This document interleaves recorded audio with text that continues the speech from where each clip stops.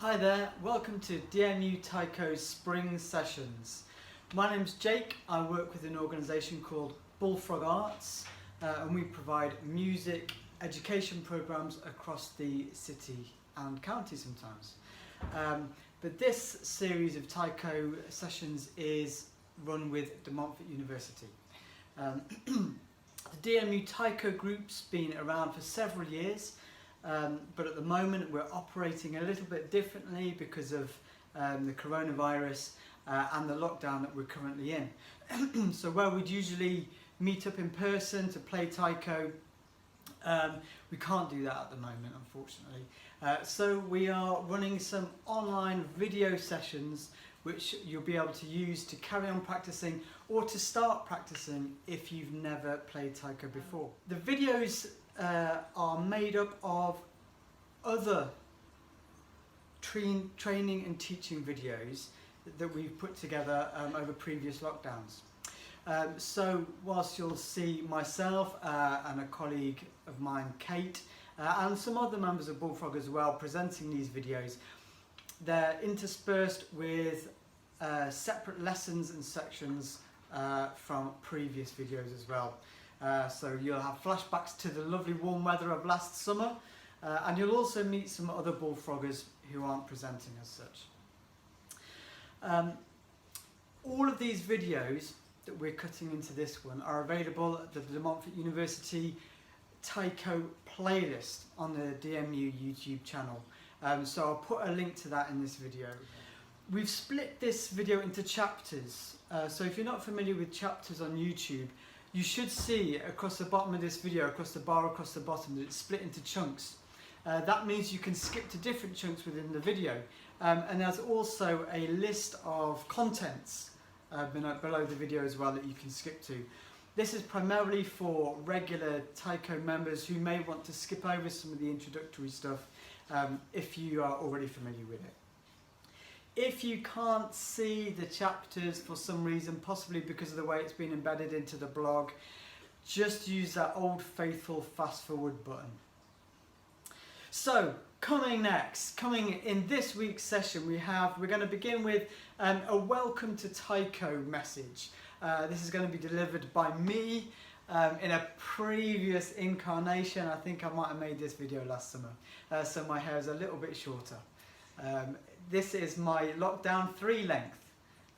You'll get a chance to see my lockdown 1 length in a moment.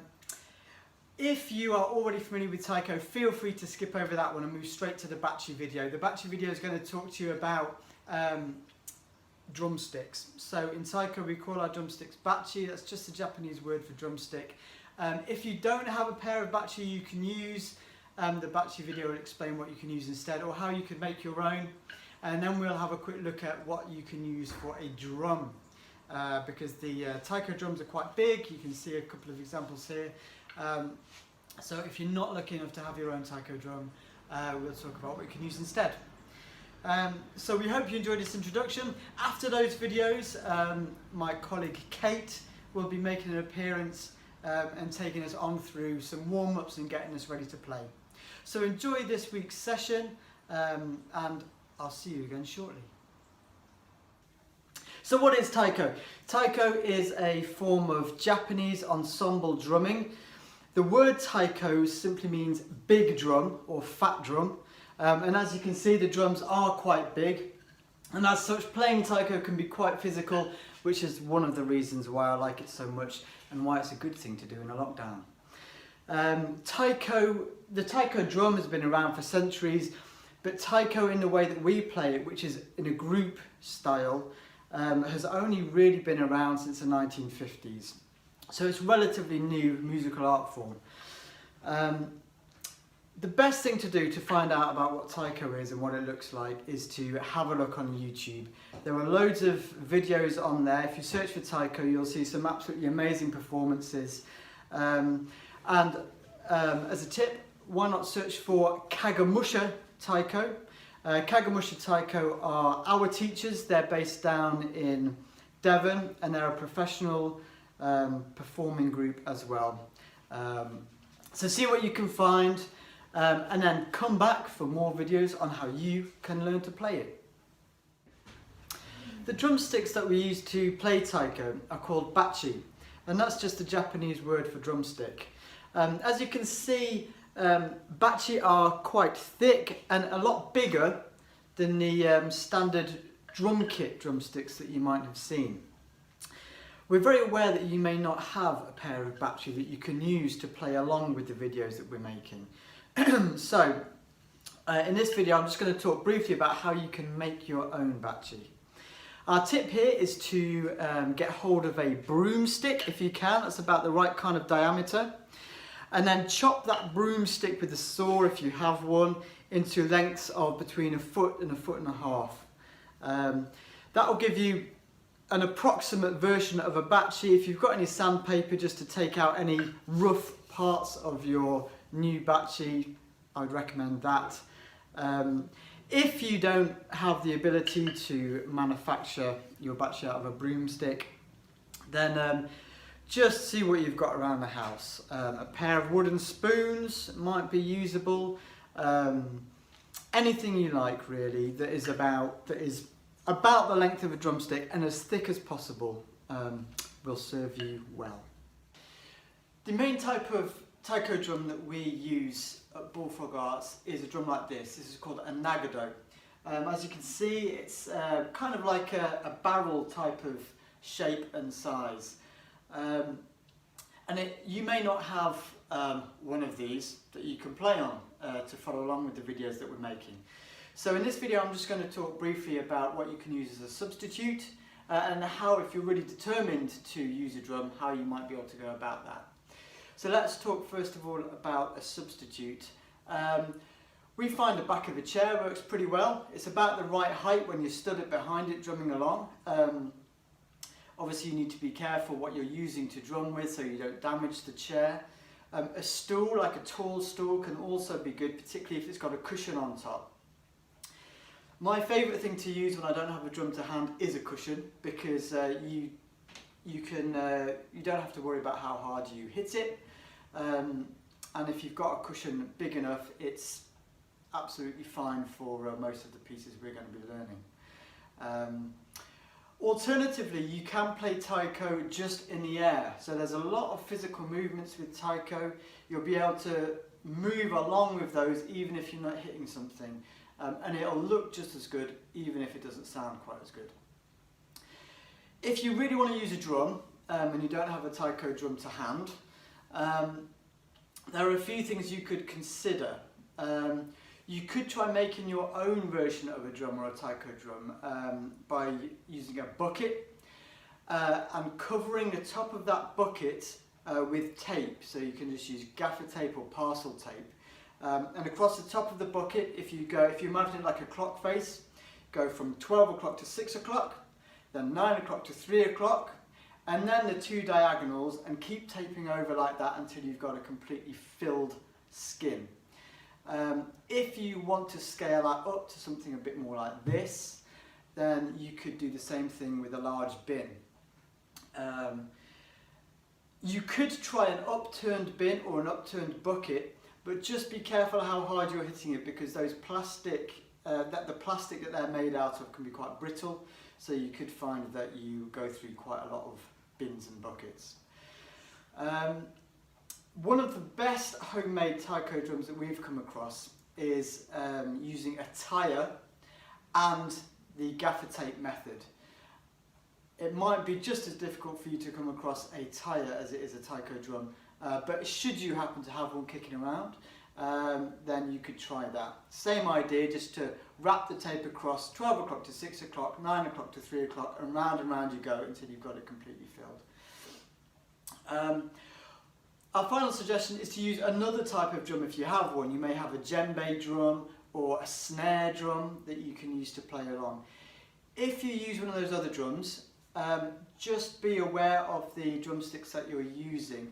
Some drums, djembes for example, aren't designed to be played with sticks particularly, so their skins may be a little bit weaker. So if you're using a drum like that or a snare drum, you just need to adjust. Just make sure the sticks that you're using are a little bit lighter and that you're not hitting them quite so hard. Hello DMU Taiko, Kate here. Hopefully you've managed to find some stuff that you can use as your drum and your bachi. You have to get quite creative at the moment in lockdown, but I'm sure you found something. So we're just going to spend a little bit of time getting ready to drum. And what I mean by that is Taiko's quite physical, so we're going to have a quick warm-up from Jake in a moment. We'll put that video on. And then just working out how to stand at the drum. Now, a few of you hopefully have been to some of our sessions before, but it's always really good to have a reminder of how to stand and things like that. So yeah, we're going to start with a warm-up from Jake, and then he'll take you through how to stand at your drum. So I'm just going to take you through a very quick warm-up in this video, but don't feel you have to do your warm-up in the way that I'm going to do mine here. A yoga session, some calisthenics, some stretches you're familiar with will all help to limit injuries, which is something we really want to avoid, obviously, when we're playing Taiko. But if you're looking for a few ideas, then try some of these out and keep whatever you like. So we're just going to start from the top and work our way down. To begin with, we're just going to move the head to the right shoulder. And when it's over there, if you just roll your head forwards and backwards slightly, you'll feel the stretch just change its position ever so slightly there in the side of your neck. And then moving over to the left shoulder. And when we're stretching, we're not putting a lot of muscle power into this. All we're really doing is just gently stretching out the muscles and ligaments. We don't want to overexert anything, especially in our warm-up. Okay, now we're going to drop the chin and look at our feet and roll the head gently left to right or shoulder to shoulder. And predictably, then we're going to move our head back, looking up at the ceiling or the sky or the trees, wherever you happen to be doing this warm-up. And once again, rolling your head shoulder to shoulder. Okay, let's do some work on the shoulders. All we're going to do with the shoulders to begin with is bring them up to the ears as hard as you can and dropping them. And bringing them up and dropping them. And up and down and up and down and up and then down. Okay, very good. Let's put our arms out to the side as if we're pretending to be aeroplanes, and I'd just like you to circle your arms forwards. And what you're doing is you're circling your arm around your shoulder joint so that you're going as much above as you are below. And we're just going to keep that circling here, so stretching out the arms, warming the shoulders up, getting them ready for action. And then we're going to reverse the circle. That's brilliant. And we'll let the arms drop there. And then what I'd like you to do is to take your left arm, move it across your chest, and sort of cradle it in your right arm, and just pull ever so gently on your arm there, putting it across your body, and you'll feel that stretch in your shoulder. And again, you can roll your arm slightly up and down your chest, and you'll feel that stretch shift position. And same thing on the other side. We're going to go through these stretches relatively quickly, but if you'd like to spend longer on any part of this warm-up, then obviously please do. Okay, good stuff. We're going to do a bit of hula hooping now. So all we're going to do is we're going to have an imaginary hula hoop that we're sort of hula hooping around our hips. So this is something that everybody's dreamed of doing on YouTube, this particular action. There we go, and then change the direction you're going in. Okay, hopefully if I can do this on this video, then you'll be able to do this wherever you are. Okay, and that's enough of that. We're going to think about the legs now. I'm just going to step back a little bit. We're going to have a stance, feet slightly wider than shoulders, and we're just going to sit back, hips back, sitting down into a squat position. So you'll feel your quads switching on, and again getting ready for action. And while we're sitting there, we're going to put our hands out in front and just open and close our fists as fast as you can. Okay, and if this is not comfortable, then just come up a little bit, or even to straight legs if you like, that's fine. If you are still down here, then we'll gradually stand up now and we'll shake the hands out. Next, we're just going to have a much wider stance. It's quite difficult for you to see, but hopefully you can tell from the angle of my legs here. And we're just going to bend the left knee. Now, don't push your left knee further than your ankle if you can help it. Certainly not further than your toes, because it'll just put an unnecessary amount of pressure on your knee.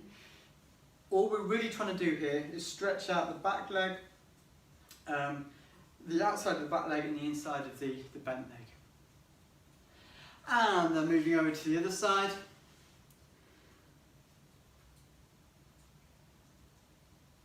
That's great, and you can do this one as many times as you like, but as with all of the warm-up activities and exercises, don't push it. We're just warming up. We're just getting our bodies ready to move, and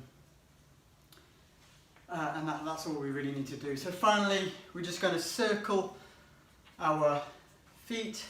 I'm mainly bending my knee up this high so that you can see me circling my feet. You can just do it like that if you like. And then circle the other way.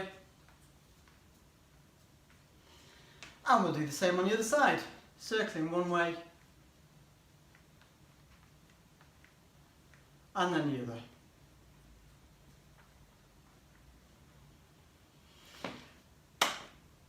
So we should be ready for a nice drumming session now. As I said earlier on, if you have particular exercises and stretches and warm-ups that you like to do, then that's fine. Just make sure you address each area of the body before you begin. Okay, so let's talk a little bit about how we stand at a taiko drum. So, first of all, the first thing to note is that we stand quite far away from the instrument. So I'm standing right behind a drum to begin with, and taking a step backwards. So I'm at least a bachi length away from my drum at the moment. You'll see why in a second. Once we've got the distance, it's time to get the width of the stance. So feet need to be wider than shoulder width, and even wider than that if you can, but keep it comfortable. It's not a competition. Left foot comes half a step forwards or towards the drum. Right foot comes half a step backwards or away from the drum. So you can see now that I've got quite a wide stance and I'm on a diagonal as compared to my drum. So the next thing I need to do is to move my hips, not my feet, just my hips, so that they're square onto the drum. And with a little bend in the left knee, that brings me down a little bit lower, and that's approximately where we're looking for the legs to be. Once we've got the legs in place, we can bring the arms out in front, and as you can see, my arms are quite extended. My elbows are in front of my body, and this is why we need this distance between the player and the player's drum, so that you can reach your arms out and still have your bachi, your drumsticks, over the centre of the drum. If I hadn't taken that step back, when I extend my arms, my bachi would be over the edge here, which is no good. So nice distance, bachi hovering just about an inch above the skin of the drum in the centre, and in a V shape, a shape like this. Finally, just check that your shoulders are nice and relaxed, and that your spine is straight, so you're almost sitting on top of your hips, what we don't want to see is people bending over to play the taiko like this, because it'll end up in a little bit of lower back pain. So straight back, shoulders down, and there's our primary stance. We call this the ready position because we're ready to play. We do use another stance from time to time in taiko called the listening position, and this is simply standing back from the drum, legs together, bachi in the right hand by the right leg, standing up straight. This is a useful position because it takes the player away from the drums, so when you're explaining an activity, they're not tempted to play over the top of you. But it's also a really useful position to practice because it's a great one to start a piece from or to finish a piece with. So there are two main stances that we tend to use. Okay, so we've warmed up. We've talked about the stance, the taiko stance that we used to play, so it's time to get drumming. So the drill we're going to look at is called Donga-Don Su, and this is going to be run by our colleague Craig. So Craig's going to take us through Donga-Don Su. It's a good drill because it explores shouts, which are a really common feature of taiko. We call that ki energy. And it will also look at movement, so there's quite a lot of movement in this drill. Movement we refer to in taiko as kata. So those of you familiar with Japanese martial arts might know the term kata. It basically means movement, how we move. So some ki and some kata now, as Craig takes us through Donga-Don Su. In this video we're going to have a look at the rhythm Donga-Don Su, Donga-Don Sa. This rhythm includes vocal and lots of nice gestures. So in this video I will play the mirror image of what you will play. So if I use my left hand, that is your right hand. If I use my right hand, that is your left. I'm just going to play the rhythm simply first, but not on the drum. I'm just going to air play. It goes like this, starting with our right hand, Donga-Don Su, and it's two hands in the air. So play that again. Right, it goes right, left, right, Su, and two arms go straight up. Here we go. So, right, Donga-Don Su. And then that Donga-Don rhythm repeats. That's our bass rhythm. Donga-Don again. And we go right, left, sa. So right, left go in the hand. So it looks like this. So, Donga-Don sa. If we put those two rhythms together, it looks, and I'm going to play it on the drum this time, looks and sounds like this. So, right. Donga-Don Su, Donga-Don Sa. And we're just going to play that rhythm over and over again. I'll play a donga rhythm by the speaker that I've got set up, and just join in. Here we go. Sorry. Here we go. So, Donga-Don Su, Donga-Don Sa, Donga-Don Su. Sa, Donga-Don Su, Donga-Don Sa, Donga-Don Su, Donga-Don Sa, Donga-Don Su, Donga-Don Sa, Donga-Don Su, Donga-Don Sa. Okay, so again we're going to do that this time without the track, because that was confusing me a little bit there. Let's go again. So, right, Donga-Don Su, Donga-Don Sa, Donga-Don Su, Donga-Don Sa, Donga-Don Su, Donga-Don Sa, Donga-Don Su, Donga-Don Sa. And that's all that rhythm is. Alright, so our last bit of taiko for this session anyway is going to be a rhythm called Boom Said the Cat. So we've got Craig, a video of Craig, who's going to teach you how to do this rhythm. He's going to teach you the bass for it and the melody. That will all become clear what bass and melody mean in the videos. But yeah, these are two parts for Boom Said the Cat. Enjoy. I learn a couple of rhythms. They go together. It's from a beatboxing piece. It's very simple. The beatboxing piece goes like this. The words are boom said the cat and the cat sat down. Say that again. Boom said the cat and the cat sat down. And that just repeats and loops around. It sounds like this. Boom, said the cat, and the cat sat down. Boom, said the cat, and the cat sat down. Boom, said the cat, and the cat sat down. Boom, said the cat, and the cat sat down. Okay, that's all we're going to do. We're going to play that on the big Donga-Don drum.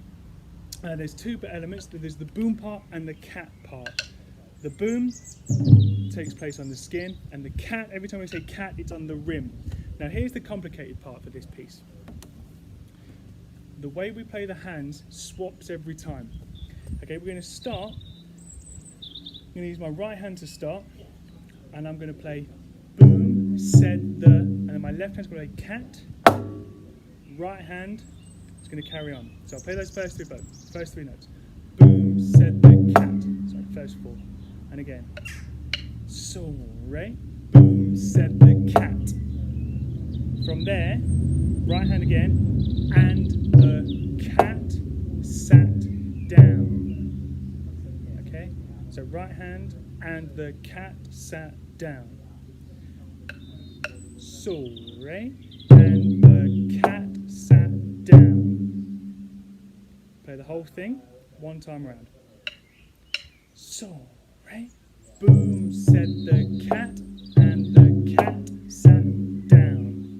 And again. So, re. Boom, said the cat, and the cat sat down. When we carry on with it, we start every time on the opposite hand. So we're basically going right, left, right, left, right, left, right left for the whole thing. Gets very confusing though. Okay, I'll play it slowly. Join in. Right, left, right, left, right, left, right, left, right, and then left, right, left, right, left, right, left, right, left, right.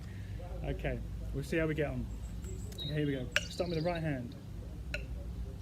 So, re. Boom, said the cat, and the cat sat down. Left hand. Boom, said the cat, and the cat sat down. Right hand. Boom, said the cat, and the cat sat down. Left hand. Boom, said the cat, and the cat sat down. Try a little bit quicker. So, re. That was a bit quick, wasn't it? Okay, so it's again. So, re. Boom, said the cat, and the cat sat down. Left hand. Boom, said the cat, and the cat sat down. Right hand. Right hand. Right hand. Left hand. Last time. Brilliant. Just keep practicing that. It's quite a complicated rhythm, especially with those changeovers, but that's really good for both sides of our brain to get working, and it's really strong for our mental health. So hopefully you've just watched the video where we're learning Boom Said the Cat on the Donga-Don. There is a second part to this rhythm as it's layered. Okay, and the second part to the melody line, that will be the bass part. The melody line is this. We say kitty, kitty, kitty, kitty, kitty, kitty, cat. Very, very, very, very, very, very fat. Cat. Okay, say that again. Kitty, kitty, kitty, kitty, kitty, kitty, cat. Very, very, very, very, very, very fat. Cat. And there's that little beat pause there at the end of the words fat and then cat. It's this nice little beat. It sounds like this. We're going to play this on the shimmy drum. Sounds like this. So, right? Kitty, kitty, kitty, kitty, kitty, kitty, cat. Very, very, very, very, very, very fat. Cat. It's a bit easier than the Donga-Don part. Play it again. Right hand. Kitty, kitty, kitty, kitty, kitty, kitty, cat. Very, very, very. Kitty, kitty, kitty, kitty, kitty, kitty, cat. Very, very, very, very, very, very fat. And again, kitty, kitty, kitty, kitty, kitty, kitty, cat. Very, very, very, very, very, very fat. In your head.